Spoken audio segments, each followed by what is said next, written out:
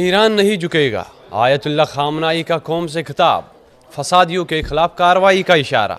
News 18 کے digital plate form میں آپ کا خیر مقدم، میں ہوں آپ کے ساتھ مدثر میر۔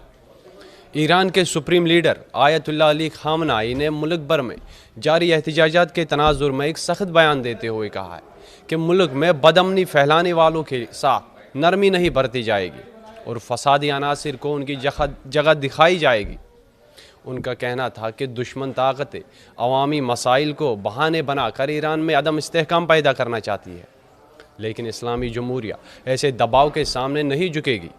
ریاستی ٹیلی ویژن پر نشر ہونے والے خطاب میں آیت اللہ خامنائی نے کہا کہ پرامن احتجاج اور عوامی مطالبات کو سنا جا سکتا ہے، تاہم تشدد، توڑ پھوڑ اور ریاستی اداروں کو نقصان پہنچانے والوں کے خلاف قانون کے مطابق سخت کارروائی کی جائے گی۔ ان کے مطابق ملک میں جاری مظاہروں کو بعض بیرونی عناصر کی حمایت حاصل ہے جو ایران کو کمزور کرنے کی کوشش کر رہے ہیں۔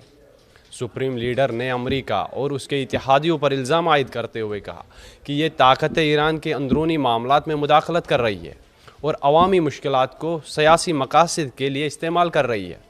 انہوں نے واضح کہا کہ اسلامی جمہوریہ ایران دباؤ، دھمکیوں یا احتجاجات کے ذریعے اپنی پالیسیوں سے دستبردار نہیں ہوگا۔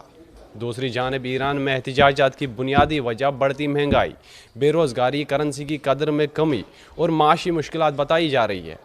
بڑے شہروں سمیت مختلف علاقوں میں عوام سڑکوں پر نکل آئے ہیں، جبکہ بعض مقامات پر سیکیورٹی فورسز اور مظاہرین کے درمیان جھڑپوں کی اطلاعات بھی موصول ہوئی ہے۔